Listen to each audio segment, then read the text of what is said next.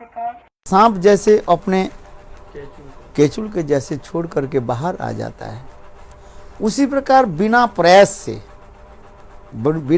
से वो अपने आप चले जाते हैं। इस संसार हमें क्या देते हैं? शिक्षा देते हैं। इसमें लेकर के हमें शिक्षा ग्रहण करना है। जैसे हम स्कूल कॉलेज में पढ़ते हैं, हम किस लिए स्कूल में जाते हैं? शिक्षा ग्रहण करने के लिए। शिक्षा ग्रहण के बाद क्या करते हैं? स्कूल में आइए विद्या के लिए, और स्कूल से जाइए किसके लिए? है कमाई के लिए। अच्छा, अब चलो, ठीक उसी प्रकार ये संसार एक कर्ममय जीवन कहा गया। इस संसार में कोई कर्म नहीं करता, एक नहीं कह सकते हो। जो कहते हैं मैं कर्म नहीं करता हूं, वो मिथ्याचार से उच्चते, वो झूठ है, झूठ बोलता है। हम खाते हैं, सोते हैं, सांस लेते हैं, ये कर्म है कि नहीं है? तो संसार में सभी कर्म करते रहते हैं, किंतु इस कर्म की फल क्या है उसके हमें अनुभव करना है। कर्म की दो फल हो जाता है, एक सुख अथवा एक दुख, एक पाप अथवा पुण्य है। पापेन पुण्येन, कोई पाप के द्वारा और कोई पुण्य के द्वारा इस संसार की भोग करते रहते हैं। वो दुख हो अथवा सुख हो, दोनों ही क्या है? ये संसार की बंधन ही कारण बन जाता है। किंतु साधु संग के द्वारा धीरे धीरे अनुभव होता है, तब वो भजन के लिए प्रयास करता है। भजन के लिए प्रयास करो सब। भजन उसी की कहो है। जिस प्रकार ब्रजवासी लोग संसार में रहते थे कि नहीं रहते थे ना, घर छोड़कर सब बाबा जी बन गया है। घर में ही रहते थे, और घर में रह करके अपने परिवारजनों के प्रति मधुर व्यवहार करते हुए भगवान के भजन करते थे। गोदहन करे, गोदहन से गाय के दूध काट रहे, क्या करे? गोविंद दामोदर माधवेति, गोविंद दामोदर माधवेति। हे कृष्ण हे जादव हे सखेति, गोविंद दामोदर माधवेति। संसार कोई यह वस्तु नहीं है, यह समझते हो? तुच्छ वस्तु नहीं, हीन वस्तु नहीं है। संसार ही हमें क्या करते हैं? सार वस्तु को प्राप्त कराते हैं। और संसार ही असार भी कहा गया। दोनों ही, एक असार भी है और एक सार भी है। असार तब हो जाता है यदि हम भगवान के भजन नहीं करते, असार बन जाता है, यूजलेस हो जाता है, एसेंसलेस हो जाता है। और जब हम भगवान की केंद्रीभूत करके, सेंट्रलाइज करके जब हम भगवत भजन आदि करते हैं, तो वही संसार क्या हो जाता है? भगवत प्रेममय हो जाता है। अब जो कुछ भी काम करोगे, इतना ही समझो ये गृह भगवान की है। झाड़ू किस लिए दे रही है? गोविंद आवे मुमगी हो खेली है। उसमें है ना, कोई गोपी जो है झाड़ू लगा रही है और चिंतन क्या कर रही है? गोविंद हमारे गृह में आएंगे और खेलेंगे। जो भी काम भी करोगे, यदि भगवान के साथ हम मित्रता कर ले, संबंध जोड़ ले, तब वो संसार दुखमय नहीं होता है, तब वो संसार सुखमय होता है। बाल बच्चा किस लिए पालन पोषण करते हो आप बताओ? भगवान ने दिया है। उसके प्रति, हमारे भगवान के प्रति जैसे हम वात्सल्य भाव ग्रहण करते हैं, ये भी भगवान हमें शिक्षा देते हैं। पुत्र कन्या माता पिता भाई बंधु परिवार के साथ हमें कैसे संबंध जोड़ करके उसके सेवा आदि करना। आज मैंने स्नेह प्रीति, यही तो संसार किसे कहता है? ये आश्रम कहा जाता है। है। जैसे हम गृहस्थ क्या कहते हैं, आश्रम। आश्रम में कौन रहता है, साधक रहता है। वो गृह साधक हो अथवा त्यागी शादी हो, साधक हो, है। भगवान एक आश्रम है। आश्रम शब्द की अर्थ होता है आ समग्र रूप में श्रम करना पड़ता है आ श्रम, जिसमें समग्र रूप में हमें श्रम करना। श्रम क्या है, अभ्यास करना पड़ता है। ये संसार उसी प्रकार हमें शिक्षा आदि देते हैं। ये शिक्षा के स्थान है। ये इसमें ही रह करके सुख दुख की सहन करते हुए हम आगे बढ़े। गर्मी है, गर्मी को सहन करना पड़ेगा कि नहीं पड़ेगा। ठंडी है, ठंडी को सहन करना पड़ता है, क्योंकि प्रकृति के नियम है। प्रकृति क्रियमाणानि है। प्रकृति अपने अपने क्रिया आदि करते हैं। ठंडी हो, गर्मी हो, बरसात हो, है, ये प्रकृति अपने अपने कार्य करते जा रहे हैं। और उससे साथ हमें क्या करना पड़ता है, अपने को एडजस्टमेंट करना पड़ता है। संसार उसी प्रकार ही है। सुख दुख के आपको क्या करना पड़ेगा, सहन करते हुए एडजस्टमेंट करना पड़ेगा। इसी की कला कहा जाता है, और कुछ नहीं। भजन की कला, कला समझते हो, बनाना नहीं है कला, मैंने आर्ट ऑफ लाइफ है। जीवन की कला क्या है, इसी प्रकार है। और सभी भगवान की कृपा मान करके रहे। दुख और सुख भगवान की कृपा। जीवन में एक श्लोक के आप स्मरण रखे तो आपके जीवन में कभी कष्ट नहीं होगा। क्या श्लोक है, तत्तेनु कंपांग सुसमीक्षमानु भुंजान एवात्म कृत विपाक हिदबाको बहुवी विधन्न है। सो इसमें करे भगवान की अनुकंपा समझो। है? भगवान ने हमें क्या दिया, जो कुछ भी दिया, जितना ही आया, उसके भगवान की अनुकंपा समझो, जिससे मर्सी ऑफ लॉर्ड। ये भगवान की कृपा ही समझ।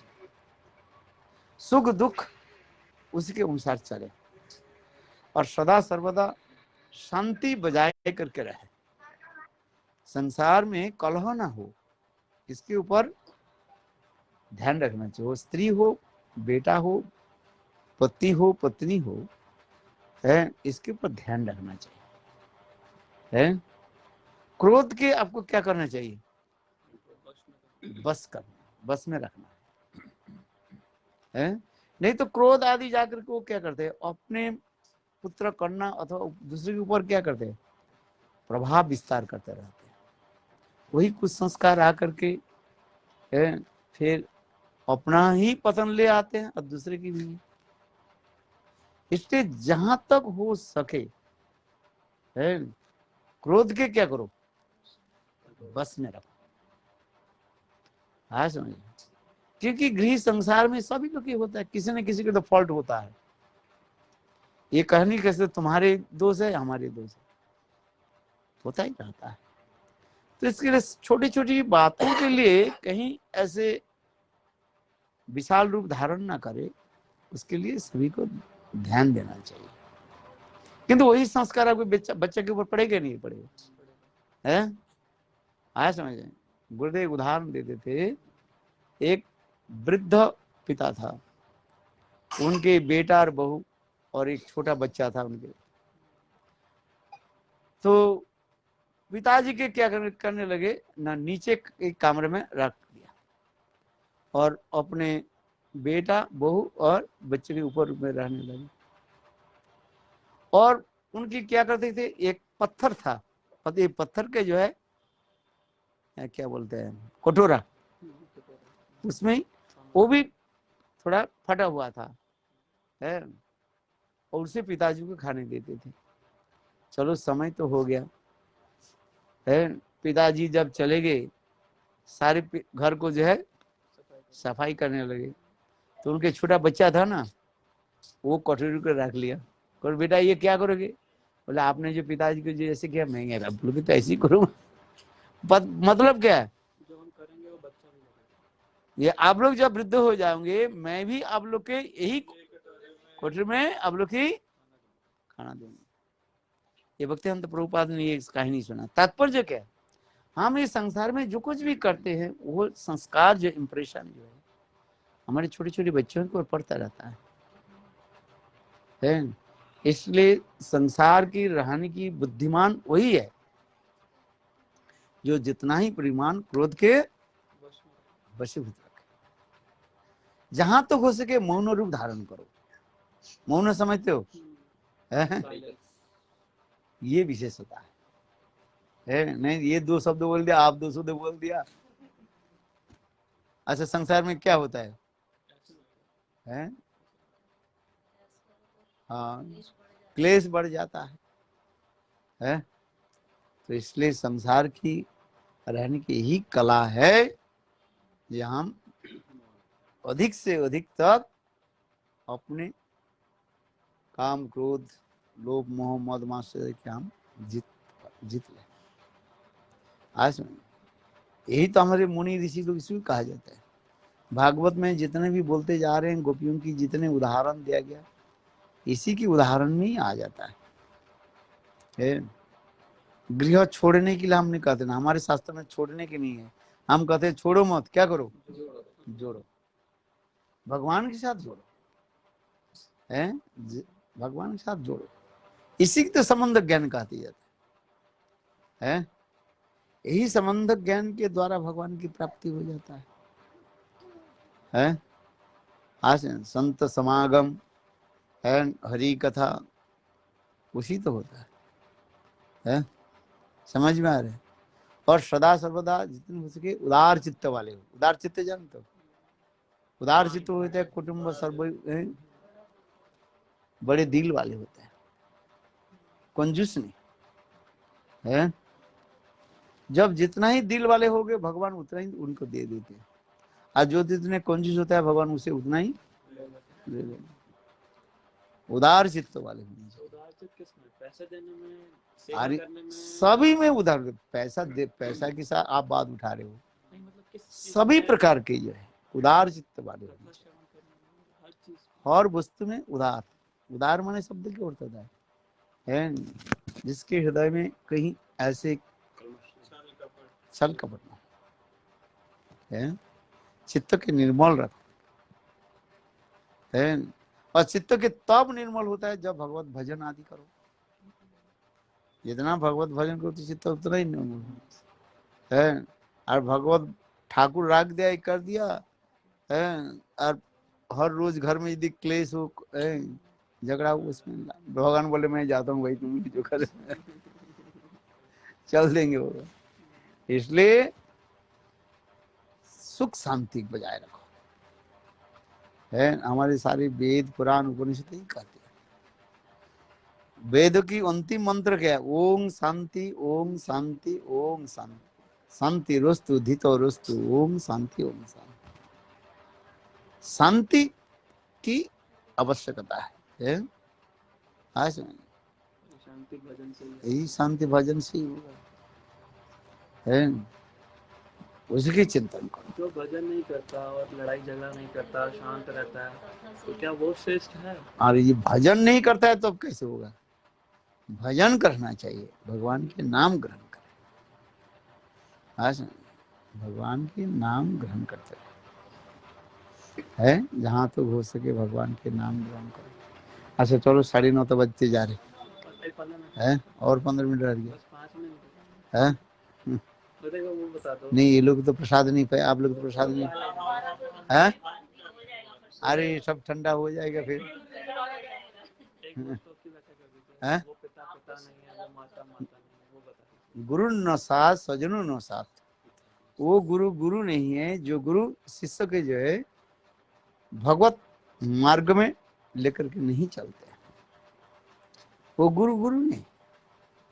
गुरु के कर्तव्य क्या है? शिष्य के जो है सत मार्ग में ले जाना है। सत मार्ग क्या है? भगवत राज्य में उसके प्रवेश करना है। गुरु के कर्तव्य होते। गुरु न साथ स्वजनों न साथ, वो स्वजन स्वजन नहीं है, मित्र मित्र नहीं है, जो मित्र मुझे सत उपदेश नहीं देते है, वो माता पिता नहीं है, जो माता पिता पुत्र कन्या के जो है सद उपदेश नहीं देते। सद उपदेश क्या है?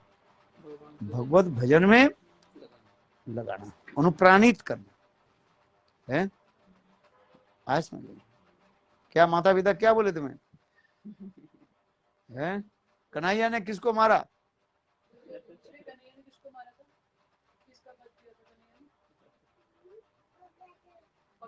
बकासुर का।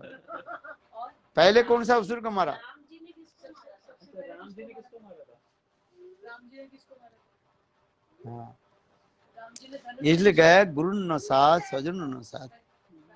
वो पति नहीं है जो पति पत्नी को जो सदुपदेश नहीं देते, और वो पत्नी भी नहीं है जो पतिदेव के जो है सदुपदेश नहीं देते है।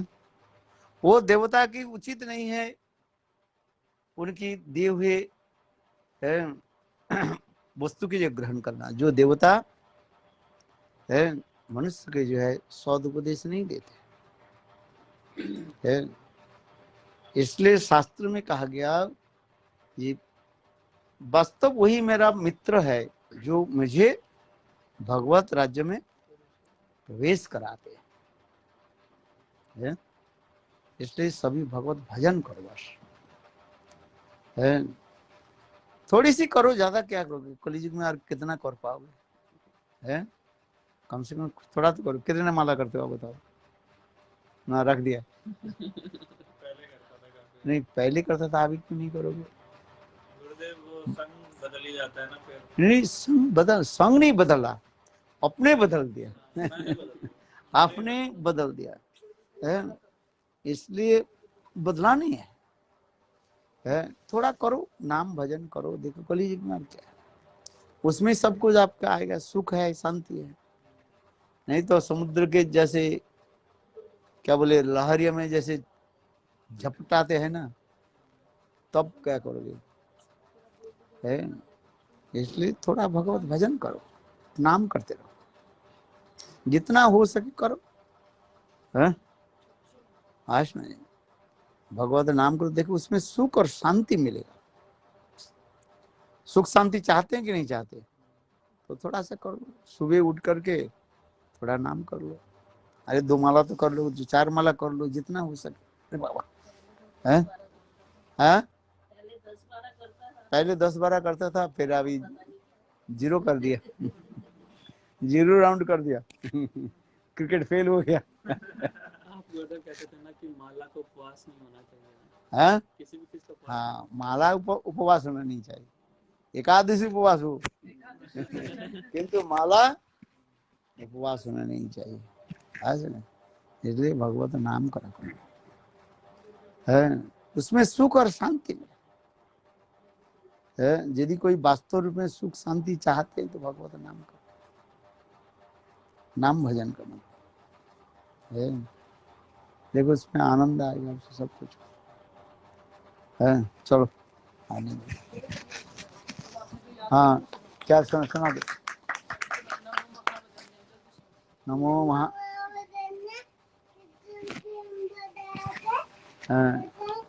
कृष्णाय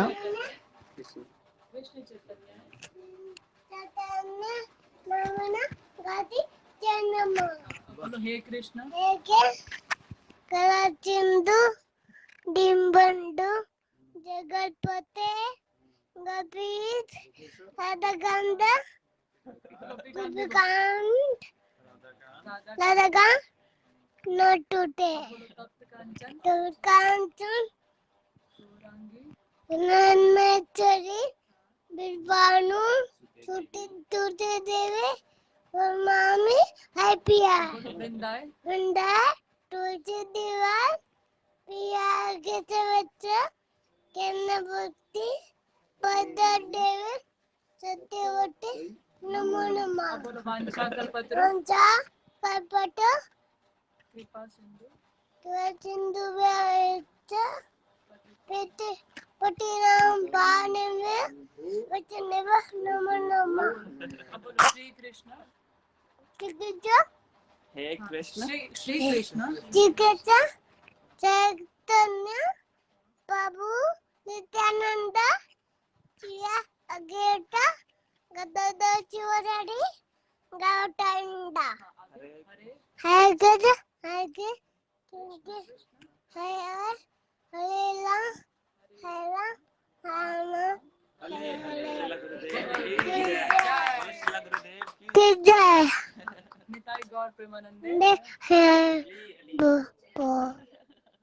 जय ध्वनि दे दो जय ध्वनि जय ध्वनि देना गुरुदेव की जय हाँ परम गुरुदेव की जय जय जगन्नाथ जी की गुरु परम्परा की जय जगन्नाथ जी की जय बलदेव जी की नहीं सारी बलदेव जी की जय शिवजी की जय सुदर्शन जी की की जय की जय आप बोलो ना नरसिंह भगवान चलो बस निताई गौर प्रेमानंद नंदे खैरी आप बोलो श्रील गुरुदेव की